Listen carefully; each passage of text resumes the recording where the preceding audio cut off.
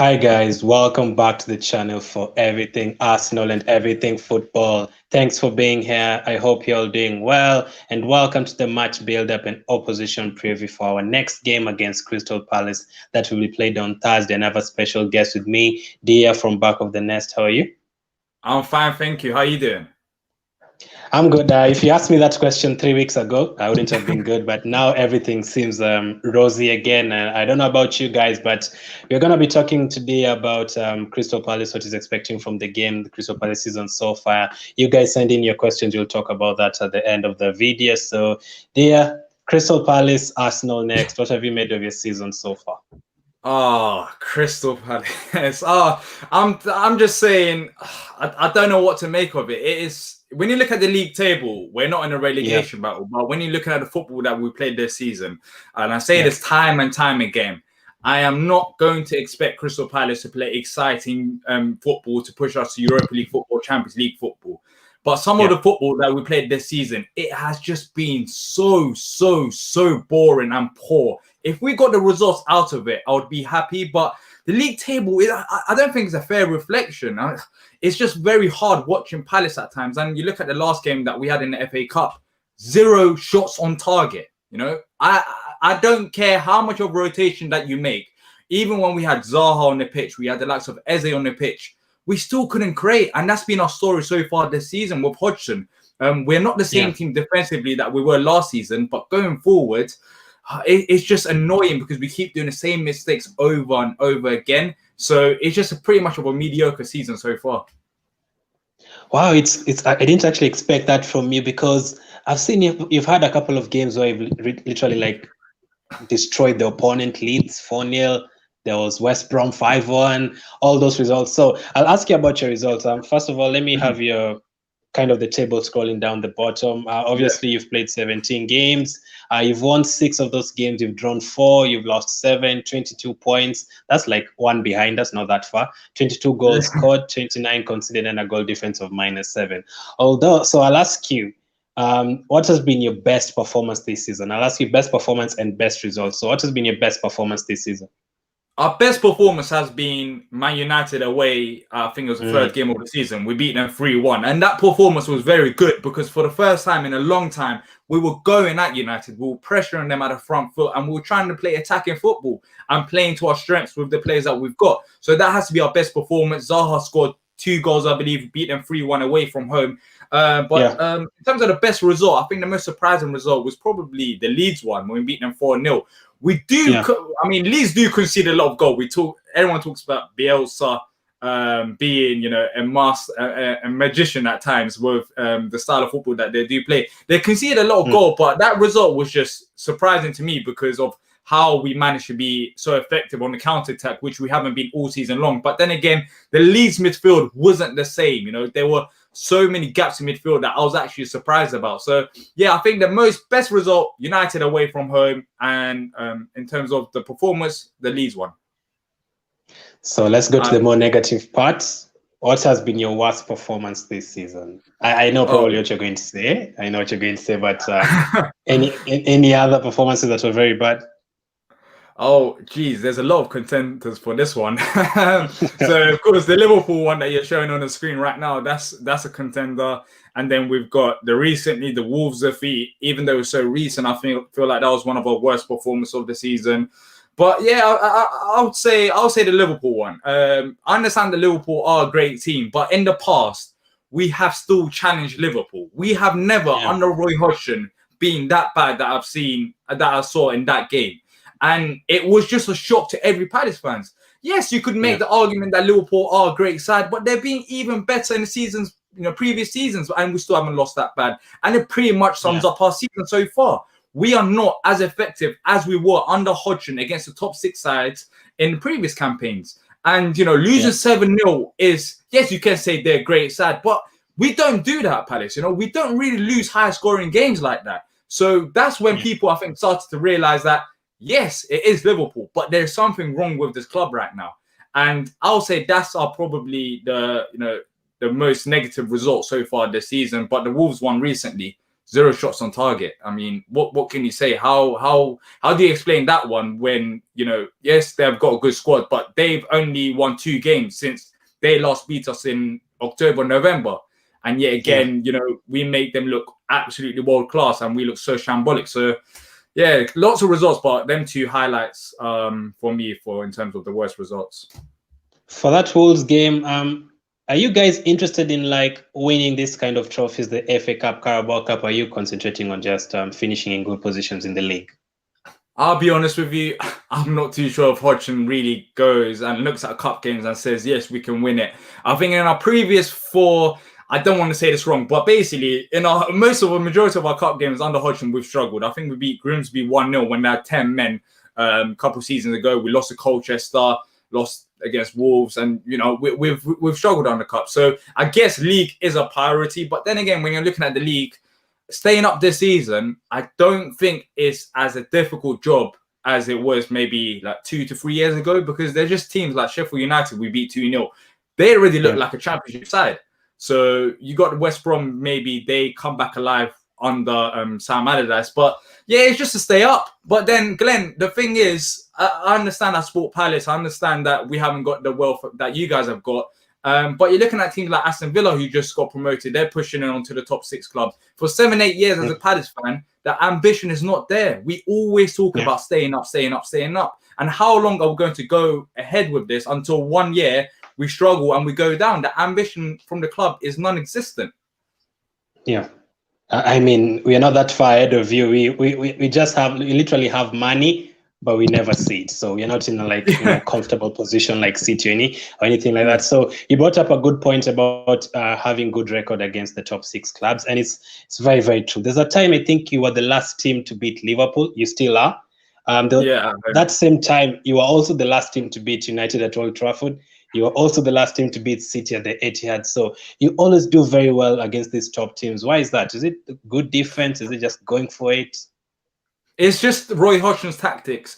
But then again, this season, I haven't really seen that stat pop up.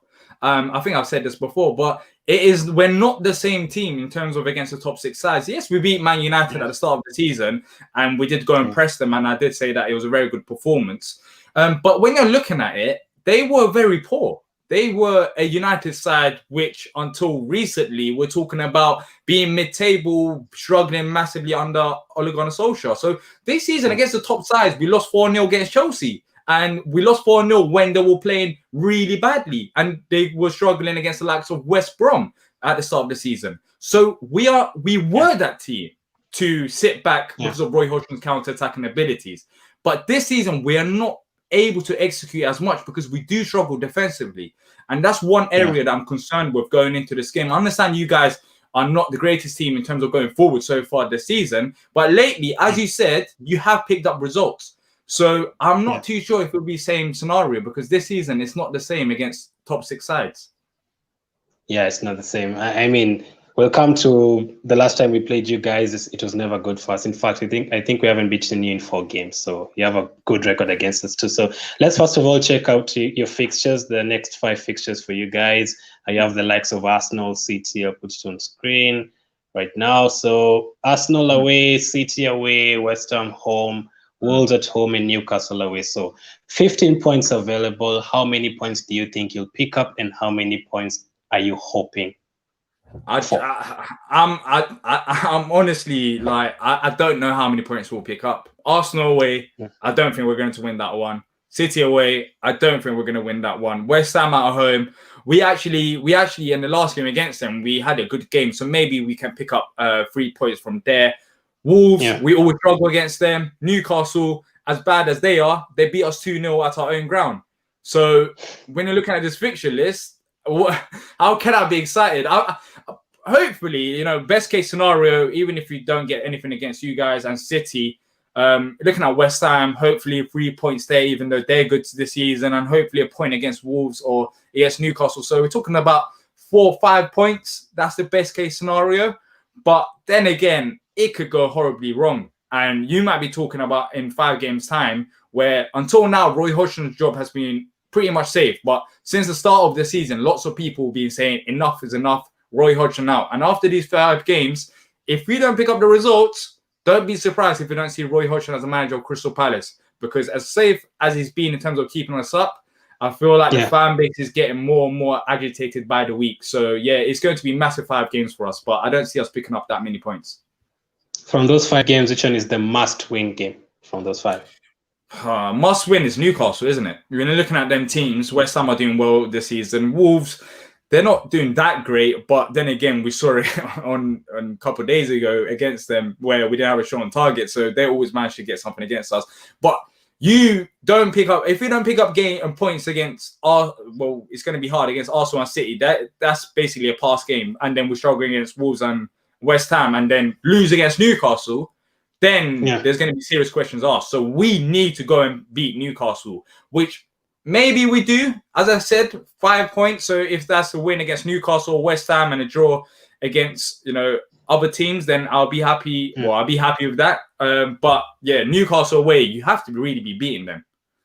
Yeah, I really can't predict Crystal Palace games. I mean, you had this disaster classes against Chelsea and Liverpool, but then you were unlucky not to pick up 3 points against Leicester. You kind of drew with Tottenham. Thank you for that, by the way. Thank you for that. You also lost to Wolves in the FA Cup, so it's all over the place. But I wouldn't be surprised if you picked up points against these teams, because I remember you guys scoring 3 goals at City. Townsend.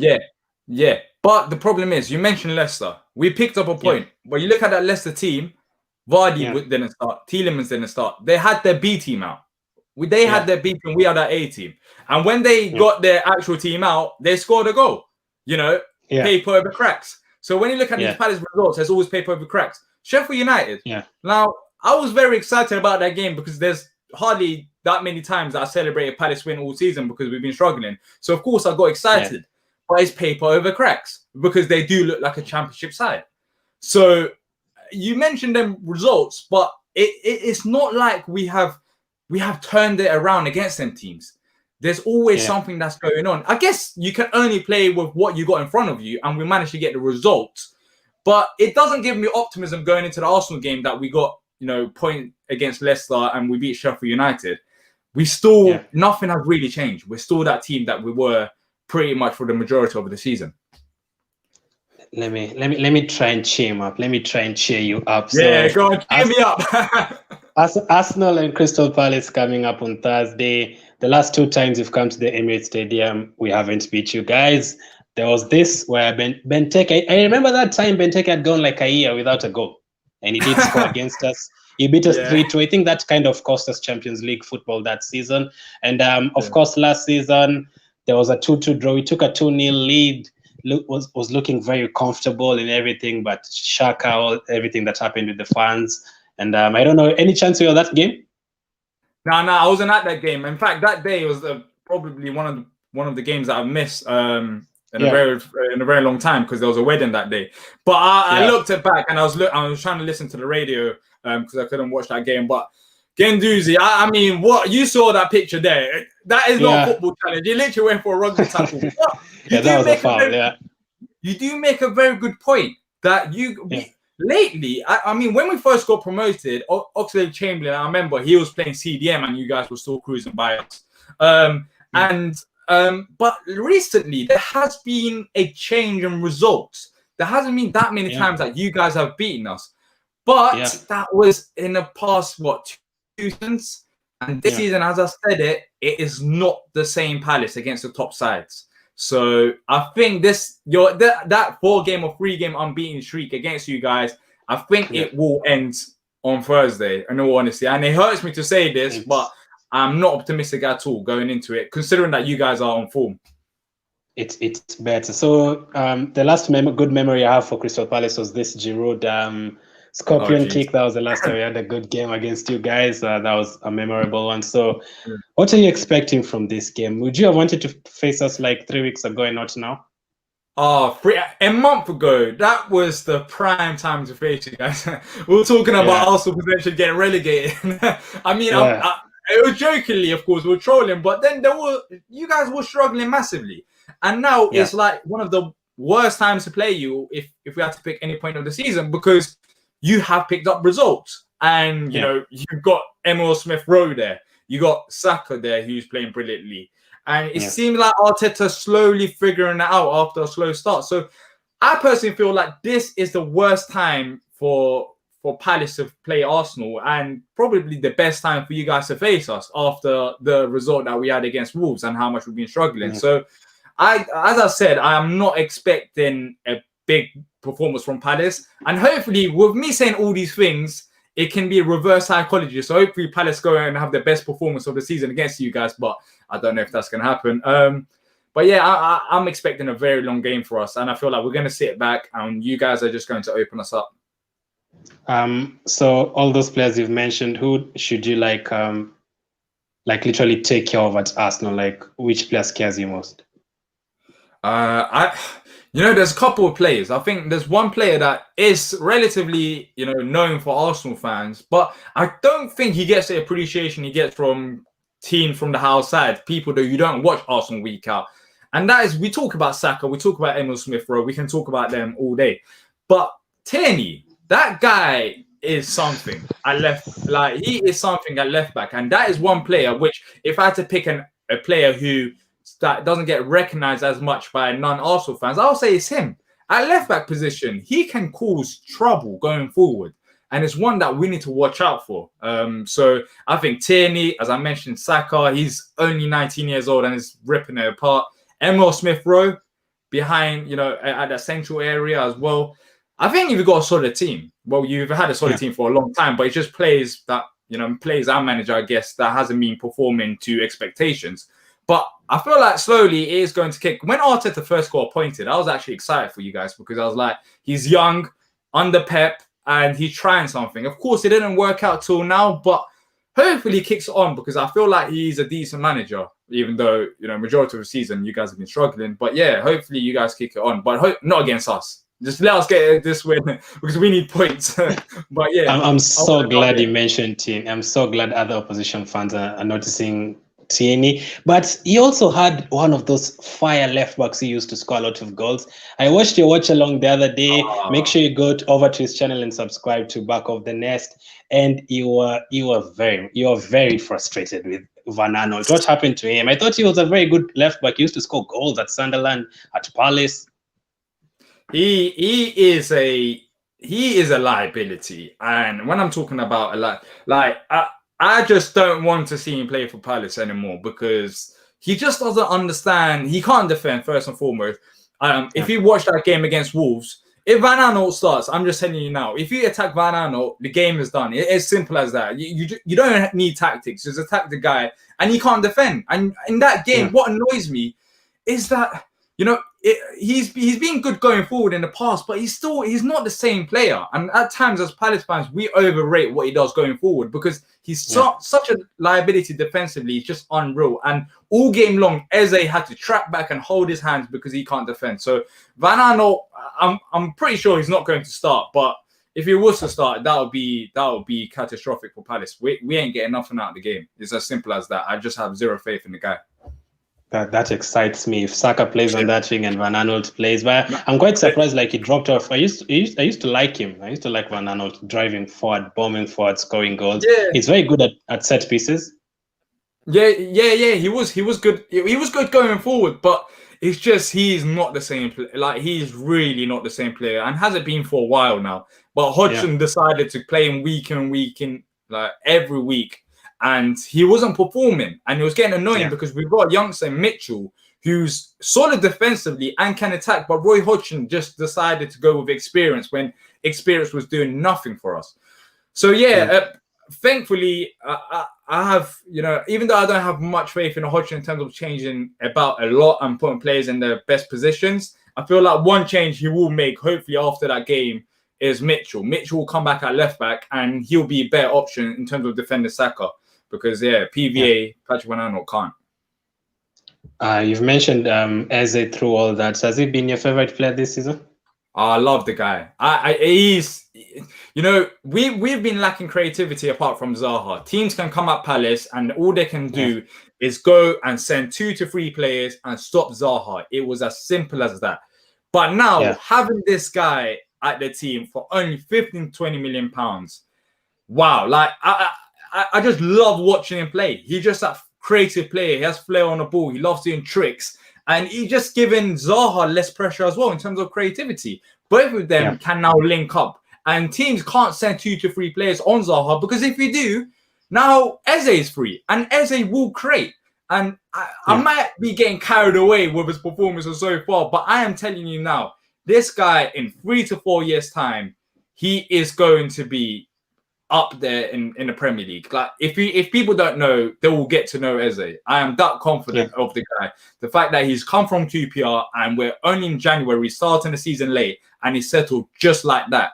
Yes, he can have still improvements to his game defensively, but going forward, he is one of the players that you need to watch out for. Hopefully, if he starts and Hodgson doesn't go crazy and drops him, but he should start. And yeah, that is one player that I'll put my hopes on for the next 4 to 5 years to be at Palace, even though that's going to be hard to keep him. Yeah, what's his best position? His best position, look, we've been debating this. His best position is behind the striker, because he has a freedom there to go and control the game, and he can move out left or move out right when it's needed. But Roy Hodgson, because of the system that we play, is a 4-4-2. You know, we're talking about 4-4-2 in 2021 now. It's not the 1980s, and we're still doing the same 4-4-2 with the same tactics and no creativity. And he plays him out wide on the left-hand side. So that's not his best position. I don't believe that. I think Palace fans will agree with me, saying that, you know, Eze, if he was playing behind the striker, he'll create more chances.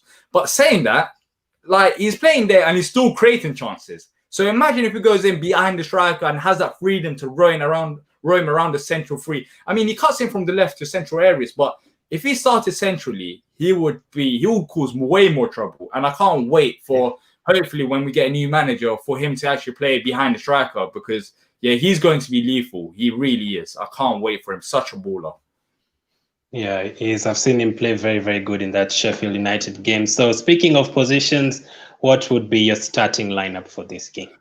Starting lineup is going to be Vicente Guaita in goal, and then it's going to be James Tompkins and Cheiko Kouyaté at centre back, and at left back, fingers crossed, is Mitchell starting, because if it's PVA, I don't know how I'm going to watch another 90 minutes of that. So Mitchell starting at left back, Nathaniel Klein at right back, and then it's a 4-4-2 formation. So left mid will be Eze, and in midfield, I'm not really too sure who's going to start for Palace.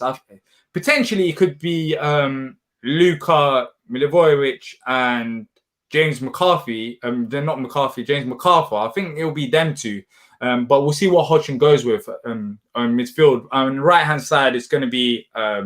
who's going to be in the right-hand side? Potentially Andros Townsend or Jordan Ayew. It depends on who Roy decides to go ahead with in this game. It might be Jordan Ayew. And then up front, it'll be Zaha. And if Benteke is fit and ready, it'll be him. So it'll be 4-4-2 with that formation. Now, when you mentioned the name Benteke the last 3 years, it wouldn't really scare people. But right now, he's scored a couple of goals. And you've seen us, if you checked out the Newcastle game the other day, we struggled against Carroll. So if you put in those balls in the air for Benteke and all that, I don't know if Gabriel will start and Luis will start for us, or we'll still go with the likes of Holding, but he'll be a threat for us. I remember he scored against us at the Emirates 2 years ago, so that will be a definite threat. So I'm definitely not looking forward to that. And what would be your prediction for the game? Our prediction for the game is going to be 2-0 Arsenal. Maybe it could be 2-1, but I just don't see us going ahead and winning this game.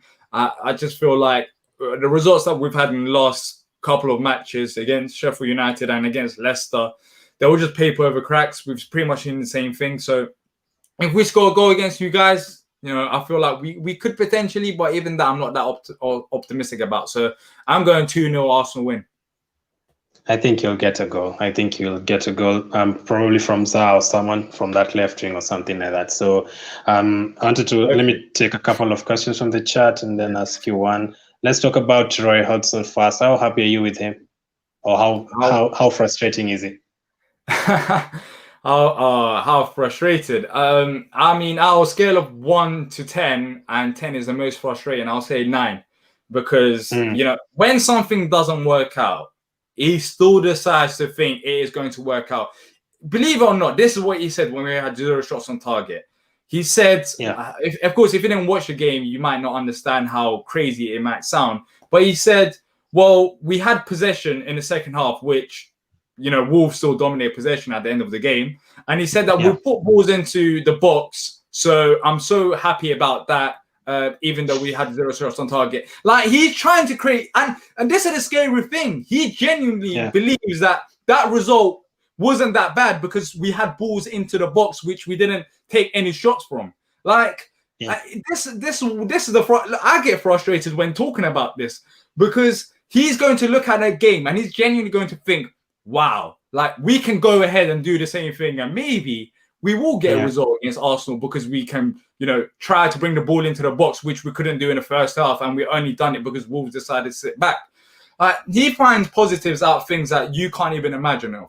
So that's why it's frustrating. And you know what? I'll be honest, he has zero ambition. And when you're ambitious, fan, and you want your club to succeed, which many Palace fans do, and you want your players to succeed, I don't think Roy can deliver that. So we're not on the same page with him. And he's probably happy with the results we're getting because, let's be honest, at the end of the season, the chances of him retiring are highly likely. So do you think he cares that he's not playing any youngsters? No. But it's on the club's fault. They hire him as a manager. I wanted to ask you that. Do you think he's too old school, is like on the Steve Bruce kind of level and you need like a younger coach?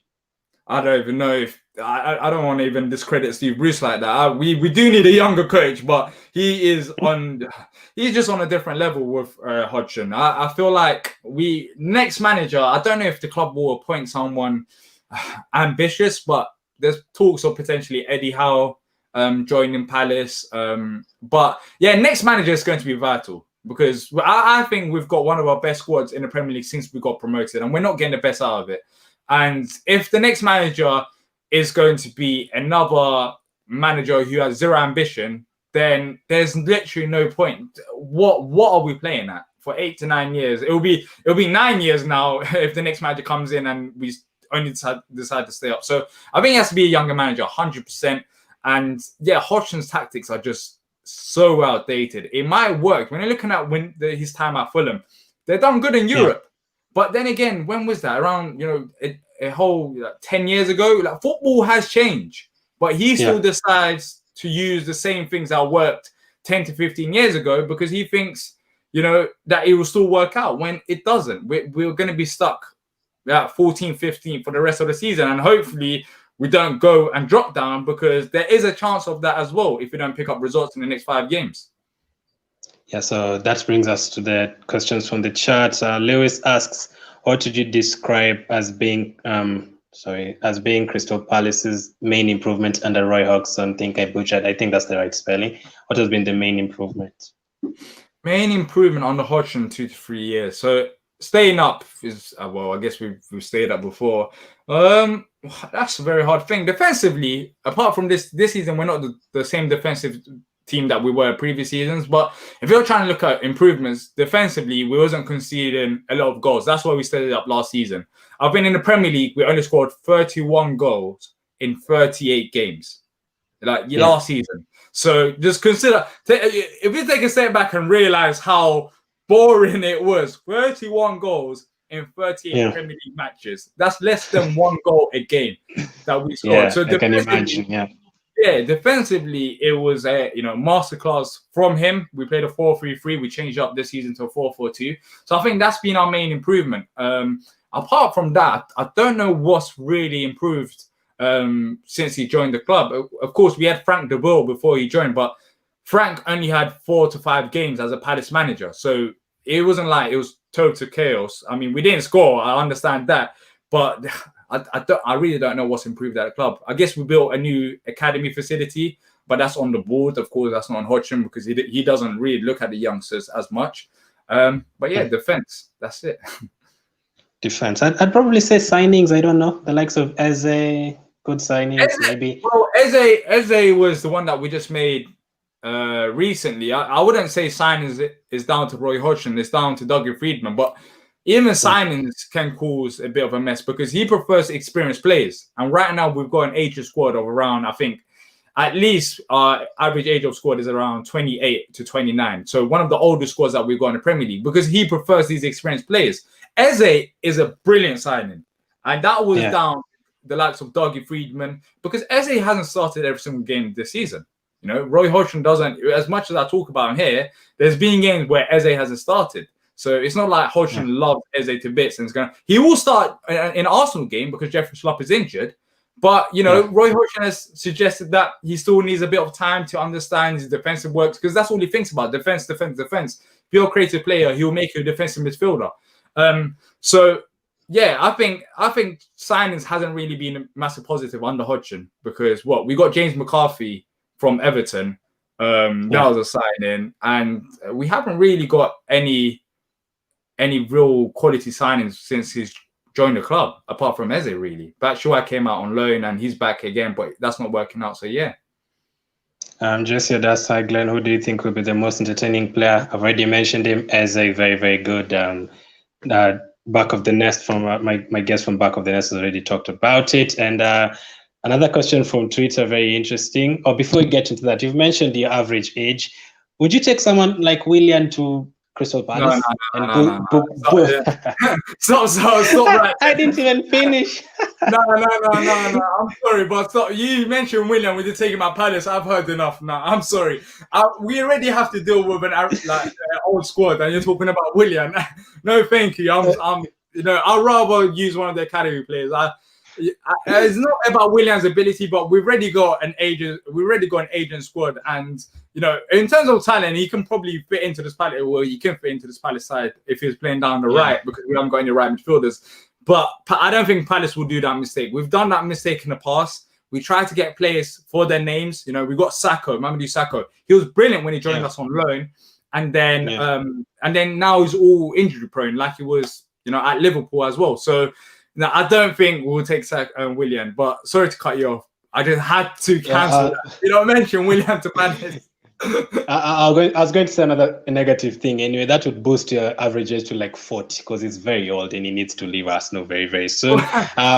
Question from Twitter. Someone asked about your previous manager and your current one. Who would you rather have, Alan Pardew, Sam Allardyce, or your current manager? Sam Allardyce any single day of the week. Any day of the week. Sam Allardyce, it's going to sound crazy. You're going to think, what on earth are you on about? But since we got promoted to the Premier League, Sam Allardyce has been our best manager.